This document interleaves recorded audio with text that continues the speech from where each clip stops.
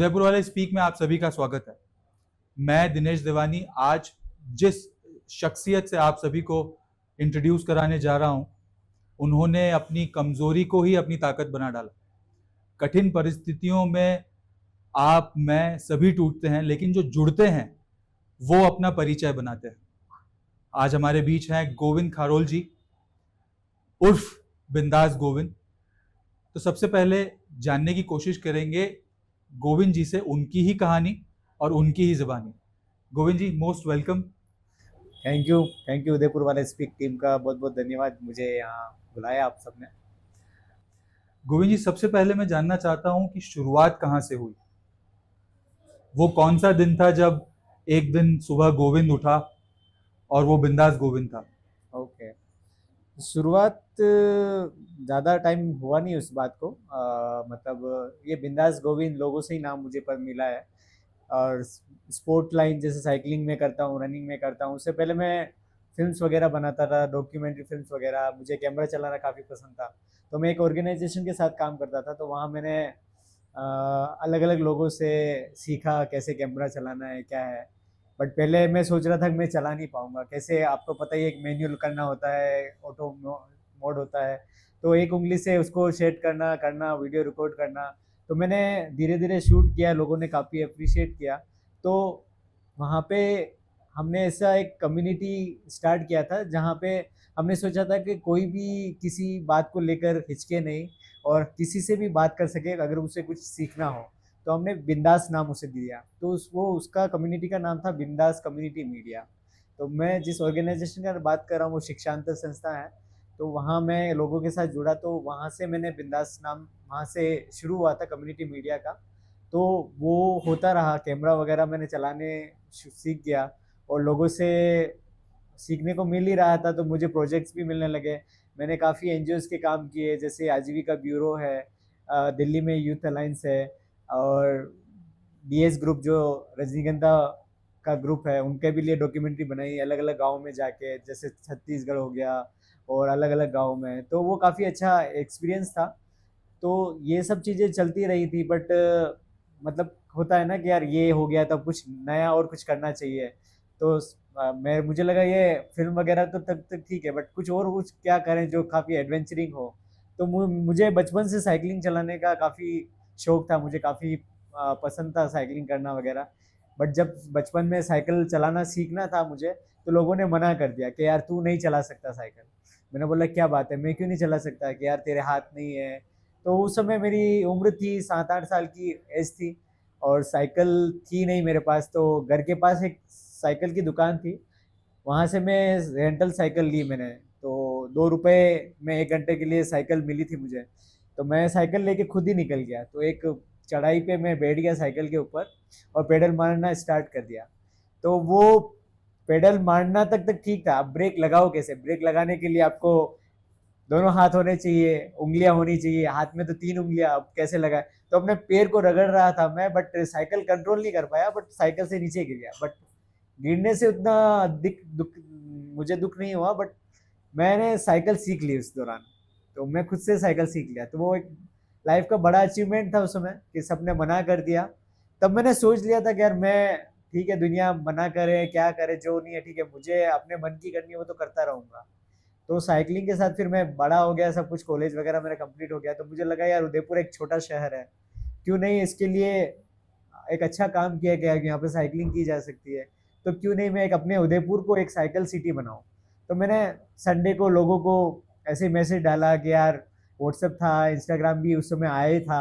तो ऐसे ही खुद से कैनवा में पोस्टर बनाया कि आ जाओ चलो साइकिलिंग करते हैं, एवरी संडे साइकिलिंग वगैरह के। तो फतेह सागर का हम राउंड लगाते थे। मेरे साथ बड़े तो नहीं, बट बच्चे काफ़ी हद से जुड़ रहे थे। हाँ, क्योंकि मैं उनको साइकिलिंग के बाद नाश्ता वगैरह करवाता था, चाय वगैरह। तो वो चलो इसी बहाने एक लोग कनेक्ट हो रहे थे। तो पहले लगा हाँ वहाँ साइकिलिंग कर रहे हैं, ठीक है ठीक है। फिर धीरे धीरे लगा क्या कर रहा हूँ मैं, बट मुझे लगा मुझे रुकना नहीं था। एकदम से आपको कामयाबी नहीं मिलेगी। आपको अगर कुछ करना है तो उसके लिए आपको पूरा एफर्ट डालने होंगे।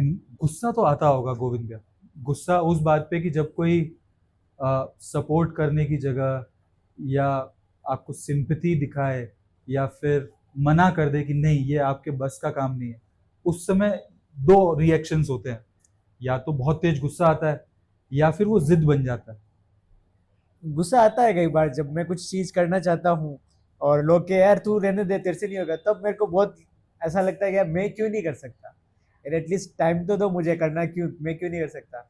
इवन मेरे परिवार में भी कभी मेरे को, मैं मुझे कुछ काम करना होता तो कभी उन्होंने रियलाइज नहीं कराया कि तू नहीं कर सकता, वो करे कर लेगा यार। तो दे ट्रीटेड यू हाँ, इक्वल। क्योंकि घर से ही ये ट्रीटमेंट मिला है कि हाँ भाई तू कर सकता है, तो अब बाहर के आप अरे यार ये नहीं कर पाएगा, इससे नहीं होगा, तो वो जो अरे यार जो बोलना होता है ना, वो एकदम लग रहा है कि क्या बोल दिया मेरे लिए, तो वो मुझे पसंद नहीं आता है। तो मैं इवन जब मैं स्कूल में था तब मुझे पनिशमेंट नहीं देते थे सर, यार इसके हाथ नहीं है, इसको नहीं मार, अरे मेरे को मारो यार, हाथ में नहीं, मेरे पीछे मार दो डंडे से यार, मुझे भी चाहिए पनिशमेंट, तो मुझे पर आप दुनिया के पहले वो बच्चे जिनसे मैं मिल रहा हूँ जो कहते हैं मुझे भी पनिश करो। हाँ करो, क्या है, मुझे भी चाहिए, मैं भी मस्ती खोर हूँ, मैं भी शरारत कर रहा हूँ, मजे मस्ती कर रहा हूँ, तो मुझे चाहिए।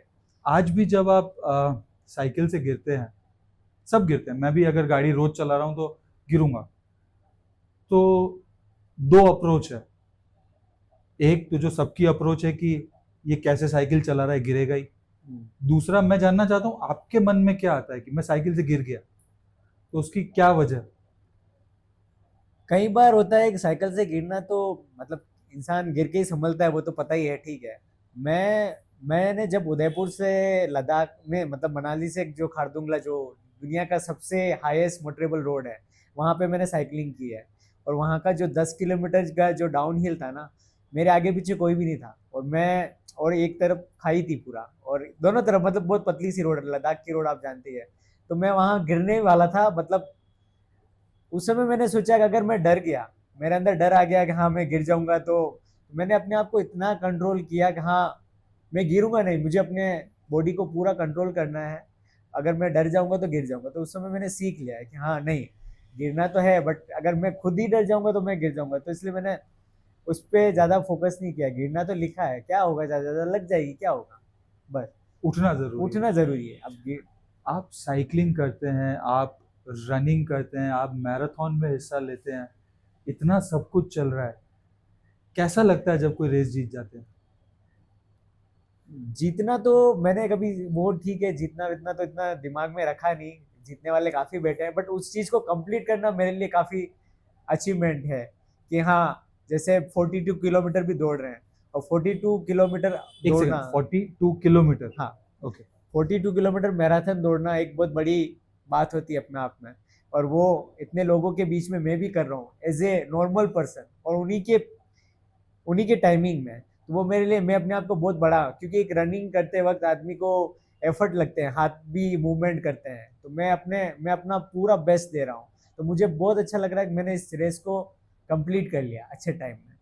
वो मुझे काफ़ी हद तक मोटिवेट करता है, और जब मैं दौड़ता हूँ लोग मुझे अप्रिशिएट करते हैं, हाय करते हैं, वाह गोविंद ये ऐसा करते हैं, तो मुझे काफ़ी अच्छा लगता है, हाँ लोग अप्रिशिएट कर रहे हैं। रनिंग की बात निकली है तो भैया मेरे मन में एक क्यूरोसिटी थी कि कभी आपने रनिंग को as a serious career option नहीं सोचा। हाँ मतलब रनिंग को मैं काफ़ी सीरियसली ले रहा था, क्योंकि काफ़ी मज़ा आ रहा था रनिंग करने में, और मैं अपना काफ़ी टाइम रनिंग को दे भी रहा था, तो मुझे लगा इसको थोड़ा अपना करियर पार्ट भी बना सकते हैं। तो मुझे एक पता चला कि पैरा एथलीट के भी इवेंट्स होते हैं, तो क्यों नहीं उसमें पार्टिसिपेट किया जाए। तो जयपुर में इसका स्टेट लेवल पे हो रहा था, तो मैं उसके लिए गया था पार्टिसिपेट करने। तो उसका इतना आइडिया नहीं था, नॉलेज नहीं था, क्योंकि प्रॉपर गाइडेंस नहीं था, बट ठीक है, जितना ज्ञान मिला किसी से और पता चला, तो मैं ठीक है एक बार चलते हैं। तो उसके लिए मैं गया जयपुर, और मैं अपने फ्रेंड के साथ गया था। तो उसका प्रोसेस काफ़ी लंबा था, क्योंकि उसमें आपको जाने के लिए आपका एक कैटेगरी वो डिसाइड करते हैं, आप कौन सी कैटेगरी में आते हो, तो सबका अलग अलग था। तो मेरा कैटेगरी भी डिफाइन किया उसमें, तो पहला दिन उसमें चला गया, सुबह से हम लाइन में लगे थे, तो शाम को 2-4 बजे तक नंबर आया उसमें। फिर अगले दिन जब हमें दौड़ने के लिए बोला, तब बोला था कि सुबह 10-11 बजे नंबर आ जाएगा, तो दिन में 2 बजे आ रहा है नंबर। तो ग्राउंड में बैठे-बैठे ही इतना डिहाइड्रेट हो गए थे, तो पता ही नहीं चल रहा था कि मेरे लिए तो फर्स्ट टाइम था, और वो एक कार्ड बनवाना था कैटेगरी कौन-सी आती है, तो उसी के हिसाब से आप आगे खेल सकते हो उसमें। तो मैंने वहाँ पे देखा तो मेरे जो कैटेगरी के रनर्स थे वो काफ़ी, मतलब हम 12 से 15 रनर्स थे एक साथ रनिंग किए। तो मेरी कैटेगरी के जो लोग थे, तो पहले के हमारा 1500 मीटर कैटेगरी में सिलेक्शन हुआ था, तो मुझे वो 3 राउंड करने थे पूरा। तो मैं रनिंग किया उनके साथ, तो वो काफ़ी तेज़ थे क्योंकि उनका कोच भी उनके साथ थे और उनकी ट्रेनिंग तो मतलब खतरनाक थी। तो मुझे जो लग गया यार, मैं जितना कर रहा हूँ तो ये कुछ भी नहीं है, तो उसके लिए थोड़ा और सीरियसली होना चाहिए। तो मैंने वहाँ पे किया, तो मुझे उसके बाद लगा हाँ, अब मैं नेक्स्ट टाइम आऊँगा तो पूरा ट्रेनिंग के साथ प्रिपरेशन। आऊँगा और किसी कोच के अंडर में ही करूँगा। तो ठीक है, एक बार जाके देखना था किसी एग्ज़ाम को क्वालिफाई करने से पहले, पता तो चले क्या है उसका। तो वो मैंने पता किया है, तो आई होप आगे थोड़ा और बेटर करूँगा मैं इसके लिए। We hope for the best. मैं अगला सवाल आपसे ये पूछना चाहता हूँ गोविंद जी कि हम जब रोज सुबह उठते हैं तो there is a motivation factor जो हमको उठाता है। हम सबका अलग अलग है, किसी का क्रिएटिविटी, किसी का पैसे कमाना। आपका वो मोटिवेशन ड्राइव क्या है जो रोज सुबह आपको नींद में से उठाता है? मोटिवेशन को लेकर मतलब जैसे मैंने बोला कि सुबह उठ के कुछ न कुछ करना है, कुछ भी एक्टिविटी। मैं कभी अपना ऐसा सोचूँ कि आज मेरा रेस्ट डे है, ठीक है, आज मंडे है, सो जाते हैं, संडे है, तो वो हो ही नहीं पाता है। मैं उठ जाता हूँ ऑटोमेटिक, मेरी पता नहीं इन 5-6 सालों में नींद ऐसी हो गई है कि ऑटोमेटिक 5:30 बजे खुल जाती है। पता नहीं क्यों खुल जाती है, ठीक है यार रेस्ट कर लो, सुबह उठ के दौड़ना है तो दौड़ना है, कभी साइकिलिंग करनी है, ऐसी वॉक करने निकलना है। तो वो मोटिवेशन अंदर से, बॉडी के अंदर से आ रहा है कि हाँ गोविंद क्या है, सो क्या रहा है, भाग उठ भाग। ऐसा ऐसा वाला सीन होता है मेरे साथ रोज कि हाँ ठीक है, कहीं दोस्तों के साथ निकल जाओ सुबह, कहीं नई जगह एक्सप्लोर करें। मुझे पहाड़ों पे घूमना, नई जगह एक्सप्लोर करना, और उदयपुर में अलग अलग नए दोस्तों को बनाना और नए दोस्तों के साथ घूमना काफ़ी अच्छा लगता है। You are so much into trekking nowadays. Yes. Trekking का अपना एक्सपीरियंस शेयर कीजिए कोई। तो मैं जैसे मैंने बताया कि रनिंग मैंने लॉकडाउन में किया, और ट्रैकिंग का कुछ ऐसा शौक नहीं था। उदयपुर में देखा होगा आपके चारों तरफ अरावली है, पहाड़ है, बिल्कुल इतनी बिल्कुल। अच्छी जगह है, तो उन पे क्यों नहीं ट्रैकिंग की जा सकती। तो हम एक बार ऐसी बारिश हो रही थी, और हम हमारे उस दिन संडे का ही दिन था, हम ट्रैकिंग के लिए ऐसे ही निकल गए। कुछ ट्रैकिंग का टीम ही नहीं पता था क्या होता है।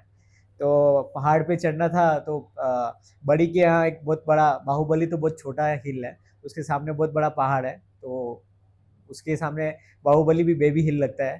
तो वहाँ पे हमने चढ़ना स्टार्ट किया, बारिश थी काफ़ी, तो हम कर रहे थे मतलब 4-5 किलोमीटर का ट्रैक था, तो काफ़ी मज़ा आया। तो हमने वहीं से एक सजेशन मिला कि यार क्यों नहीं तुम संडे को ट्रैक पे ले जाओ ऐसा लोगों के साथ। मुझे लगा यार आइडिया तो अच्छा है।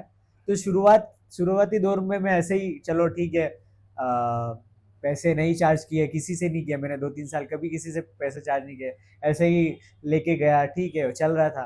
तो फिर धीरे धीरे समझ में आया कि हाँ गोविंद तुम ये करते तो इसको एक प्रोफेशनल वे में करो, तुम्हारी एक टीम भी हो।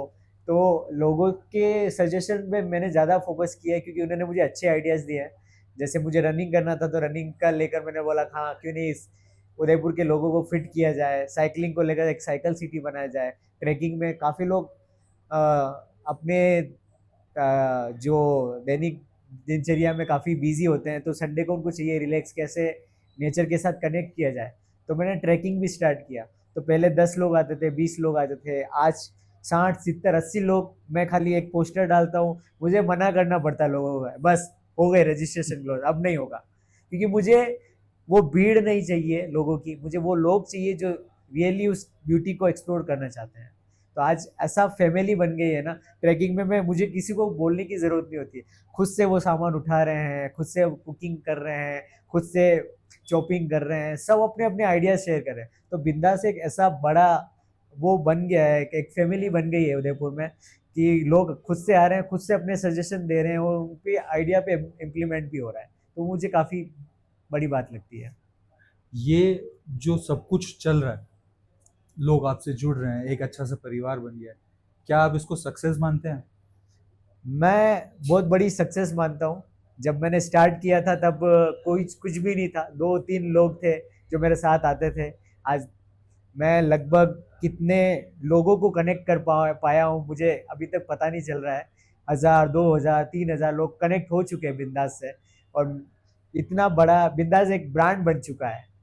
तो मुझे वो बहुत बड़ी बात लगती है कि एक बिंदास, जब एक छोटा सा ऐसे ही नाम नाम निकला था, वाह बिंदास बिंदास ऐसा ऐसा, तो बिंदास के साथ मेरा नाम बिंदास गोविंद भी ऐसे ही पड़ा, क्योंकि मैं सारी चीज़ें बहुत इजीली कर रहा था। ये यार, ये साइकिलिंग भी करता है, ट्रैकिंग भी करता है, रनिंग भी करता है, पहाड़ों पे भी ऐसे चढ़ जाता है, यार बंदा तो बहुत बिंदास है। तो ऐसा तो मुझे लगा कि यार बिंदास ही बोल रहे हैं, मैं गोविंद भी है, तो क्यों नहीं अपने नाम के आगे बिंदास गोविंद लगा लो। तो ये नाम वहां से जनरेट हो गया कि हाँ, बिंदास गोविंद अच्छा लग रहा है। तो ये छोटी छोटी सक्सेस बहुत ज़रूरी है। साइमल्टेनियसली मैं ये जानना चाहता हूँ कि आज का जो यूथ है, जो अपकमिंग जनरेशन है, वो बहुत जल्दी डिसअपॉइंट हो जाता है। कोई भी छोटा सा फेलियर और एक गलत कदम उठाने की तरफ उनकी सोच जाती है। उनके लिए आप क्या मैसेज देना चाहेंगे? आज की यूथ में काफ़ी ये चीज़ें, काफ़ी लोग जल्दी से वो हो रहे हैं, डिप्रेशन में आ रहे हैं, काफ़ी ज़्यादा वो हो रहा है, क्योंकि ज़्यादा वो सोच नहीं रहे हैं। क्योंकि आजकल लोगों के बीच में कनेक्शन हो ही नहीं रहा है, क्योंकि मोबाइल आ गया है, मोबाइल से सब जुड़े रहते हैं। अब अपनी कुछ मन की बात है या किससे कहें, पहले तो हम दोस्त होते थे, साथ में खेलने चले जाते थे, सब कुछ है। तो मुझे लगता है कि अगर आपके दिल में अगर कुछ भी ऐसा चीज़ हो रहा है ना, आप शेयर करो किसी से। मुझे तो लगता है कभी मैं भी डिप्रेस होता हूँ, ऐसा नहीं कि मैं बहुत चिल बंदा हूँ, बिंदास है तो ठीक है, मुझे भी अभी भी आते हैं नेगेटिव सोच, बट मैं अपनी जो बात है मैं किसी से शेयर करता हूँ, तब मुझे लगता है हाँ, तो आपका दोस्त ऐसा होना चाहिए कि वो आपको सुने, एक अच्छा लिसनर हो, और वो बताए यार चल छोड़ना, होता रहता है। तो वो चीज़ बहुत आपको मोटिवेट करती है कि आपको एक कोई सुनने वाला है, और वो बोल दे कि यार ठीक है यार, होता रहता है, तो आज नहीं, नेक्स्ट डे। तो हर इंसान के लाइफ में चैलेंज है।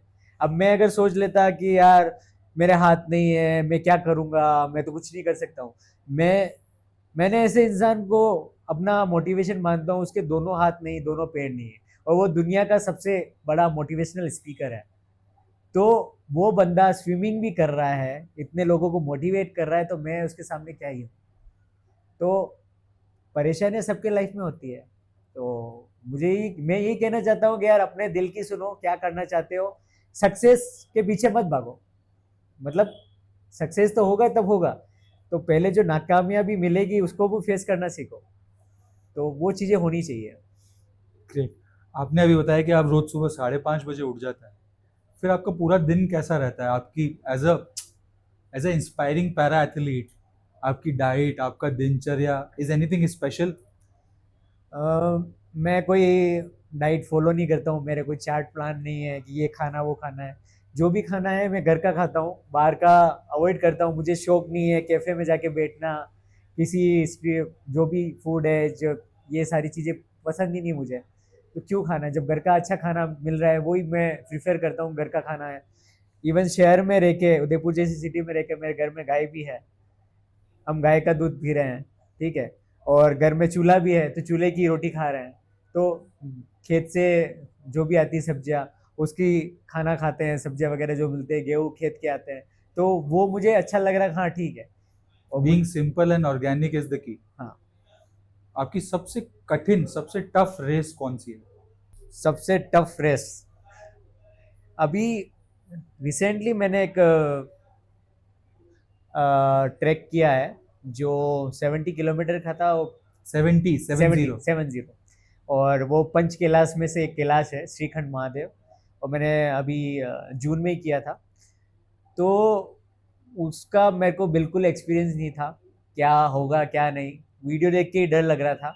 बट मेरे दोस्त ने बोला कि यार हो जाएगा, आपने इतनी सारी चीज़ें की है। तो मैं कह रहा हूँ ना, आपके साथ जो मोटिवेट करने वाले जो लोग हैं ना, पॉजिटिव वे में बात कर रहे हैं, हाँ तू कर लेगा, बस इतना बोलने वाले मिल जाए ना, आप कर लोगे। तो वो 70 किलोमीटर का जो ट्रैक था, उसमें पूरी एकदम स्टीप चढ़ाई थी। वो जैसे आप 5000 मीटर ऊपर था, और 18,650 हाइट उसका एलिवेशन था। तो इतना वो था पंच कैलाश में, एक जो बर्फ़ के अंदर हमको करना था। वो मेरे ग्रुप में मैंने अकेले कंप्लीट किया। बाकी की ब्रीदिंग नहीं हो रही थी, थक रहे थे काफ़ी, तो मैं उसको मानता हूँ कि यार मैंने वो कर लिया तो बहुत बड़ा चैलेंज है। सबसे टफेस्ट रेस थी हाँ, और टफेस्ट सबसे ट्रैक था। मेमोरेबल? मेमोरेबल मेरा लद्दाख था। मेमोरेबल लद्दाख इसलिए था कि क्योंकि पहाड़ों पे साइकिलिंग करना अपने आप में एक बहुत बड़ा चैलेंजिंग था, क्योंकि उदयपुर नॉर्मल सड़क रोड पे तो पता है आपको कितना अप जाना है, कितना डाउन जाना है, वहाँ तो पहाड़ चढ़ने हैं, उतरने हैं, तो वो काफ़ी मेमोरेबल एक्सपीरियंस था। और मेरे साथ ब्लाइंड लोग भी थे, वो भी साइकिलिंग कर रहे थे, बट उनका ये था 2 लोग मिलके साइकिलिंग कराते, तो वो एक टेंडम साइकिल होती है, आगे अलग राइड करता है, पीछे 2 लोग मिलके चलाते हैं उसको। तो आगे वाला उसको पीछे वाले को बताता है कि आगे ऐसा झरना आ रहा है, ऐसी रोड है, तो एक ये लगता हो ना कि काफ़ी फैमिली है, एक दूसरे को सपोर्ट कर रहे हैं, तो वो मुझे मेरे लिए काफ़ी मेमोरेबल थी। वो मैंने 2018 में किया था। तो काफ़ी एडवेंचरिंग भी था, मेमोरेबल भी था, कितने लोगों से मिला मैं उस समय, और लाइफ का टफेस्ट रेस साइकिलिंग भी था वो। तो आने वाले 6 महीनों में, आने वाले साल भर में हम गोविंद भैया को कहाँ कहाँ देख सकते हैं? मुझे क्या लगता है कि मैं हर वो चीज़ करना चाहता हूँ जिसके लिए लोग मुझे बोले तू नहीं कर सकता है।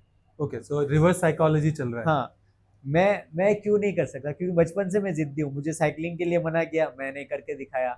रनिंग तू नहीं कर सकता, नहीं होगी, कैसे करेगा? मैंने किया, क्योंकि पहले मैं दौड़ता था, लगता था कि यार मैं कैसे दौड़ रहा हूँ, खुद से शर्म आती थी कि यार ऐसे कैसे दौड़ रहा हूँ मैं। तो मैंने बोला ठीक है, इग्नोर करो सारी चीज़ों को, हो जाएगा। तो जब मैंने रनिंग स्टार्ट की, मैंने 100 डेज़ रनिंग का चैलेंज लिया था, उसमें पर डे 2 किलोमीटर दौड़ना था। बट मैंने उस चैलेंज को इतना सीरियसली लिया, मैं 15 किलोमीटर रेगुलर दौड़ रहा था। तो 100 डेज़ में मैंने 1500 किलोमीटर रनिंग कर ली, जिसमें मैंने 65 किलोमीटर लॉन्गेस्ट रन भी किया, 42 भी किया। मैं दिन के 12-12 बजे तक मैं दौड़ रहा हूँ। तो इस तरह का जुनून मेरे अंदर आ गया, मैं हर चीज़ को, हर चैलेंज को एक्सेप्ट करने चाहता हूँ जो मेरे सामने आए। सो और मैं अभी तक देख रहा हूँ, हाँ साइकिलिंग हो गया है, जो पैरा ओलंपिक में मैं चाहता हूँ मैं उसमें जाऊँ और मैं देश के लिए गोल्ड मेडल लेके दैट आऊँ। इज द ड्रीम, या अल्टीमेट ड्रीम। अल्टीमेट। हम अभी रैप अप करने की कगार पे हैं और बस एक दो सवाल और। अभी तक लाइफ से ऐसी 3 क्या चीज़ें आपने सीखी है जो आप हम सबसे शेयर करना चाहेंगे? लाइफ से 3 चीज़ें। क्योंकि लाइफ से बड़ा टीचर तो कोई है नहीं। हाँ, गिराएगा भी वही और उठाएगा भी वही। तो आप क्या शेयर करना चाहेंगे? लाइफ से काफ़ी कुछ सीखा है मैंने। मतलब एक तो मुझे जब मेरे को जॉब करना था, मैंने अपना एजुकेशन क्वालि सारा कर लिया था, मैंने डिग्री वगैरह, मैंने एमकॉम किया, बीएड किया, सब कुछ था। और मैंने अपना रिज्यूम दिया था कहीं पे जॉब के लिए, तो उन्होंने मेरा रिज्यूम देख के तो मुझे इंटरव्यू के लिए बुला दिया। जब मैं वहाँ पे गया इंटरव्यू देने के लिए, तो उन्होंने सीधा मना कर दिया कि यार नहीं तू कर। बट वो जो चीज़ थी, मैं इजीली कर सकता था, बट उन्होंने मेरे को, मतलब साइकिलिंग और ट्रैकिंग से तो इजी था। हाँ इजी था, बट ऑफिस वर्क था, बैठ के करना था। बट वो उसने मेरे को चांस नहीं दिया कि नहीं आप नहीं कर पाओगे, नहीं कर पाओगे। तो वहाँ से मेरा मेरा पूरा जो होता है ना टर्निंग पॉइंट लाइफ का, जो आप चेंज हो जाता है। तो वहाँ से मैंने सोच लिया मेरे को किसी के अंडर में काम नहीं करना है, मुझे अपने आप को ऐसा करना है कि हाँ मैं हूँ तो मैं कर सकता हूँ, मुझे किसी के क्यों, मैं कर सकता हूँ, मैं हूँ, मैं सब कुछ कर सकता हूँ। तो वो चीज़ मेरे लिए एक टर्निंग था, किसी के दबाव में मुझे कुछ सो करना वी नहीं कैन है। Call you an sports entrepreneur. या तो मैं बिंदास गोविंद बना है, तो इतनी सारी चीज़ों करने से ही मिला है और लोगों से नाम मिला है। तो मैंने लाइफ से सीखा जो करना है खुद से करना है, किसी के अंडर में मुझे करना ही नहीं। तब से मैंने सोच लिया मैं जॉब नहीं करूँगा। और सेकंड कि एक ये है कि अपने आसपास की जो नेगेटिविटी सब जगह है, पॉजिटिविटी को है कैसे अपने लाइफ में लेना है, पॉजिटिव चीज़ों को कैसे जीवन में उतारना है, उस पे ज़्यादा फोकस करता हूँ। नेगेटिविटी सब जगह रहती है, तो वो भी मैंने सीखा है लाइफ से। और थर्ड जो चीज़ है कि मैंने अपनी वीकनेस को अपनी ताकत बनाया है, कि आप अपनी कमज़ोरी को अगर आप ताकत बना लगते हो तो बहुत कुछ कर सकते हो। तो ये थे गोविंद जी आपके लिए, और रादर अब मैं भी यही बोलना चाहूँगा, बिंदास गोविंद। मुझे तो बहुत कुछ सीखने को मिला। It was very inspiring and I hope it inspired you too. Wake up, take your cycles, wear your sport shoes और बाहर निकलें। मैं कह रहा हूँ किसी न किसी पहाड़ पे या फतेह सागर पे आपको गोविंद जी मिल ही जाएंगे। Simultaneously I would love to thanks millets of Mewar, एक ऐसी संस्था जो मैदे और आटे के बाहर मिलेट्स से आपका परिचय कराती है। लोकेशन कर्टेसी आज हमारी मिलेट्स ऑफ मेवाड़ है, so thank you so much for that. We wrap up today's interview here. बहुत जल्द वापस मिलेंगे एक नई शख्सियत के साथ, एक नई कहानी के साथ आपकी मोबाइल स्क्रीन पर। मैं दिनेश देवानी, उदयपुर स्पीक से।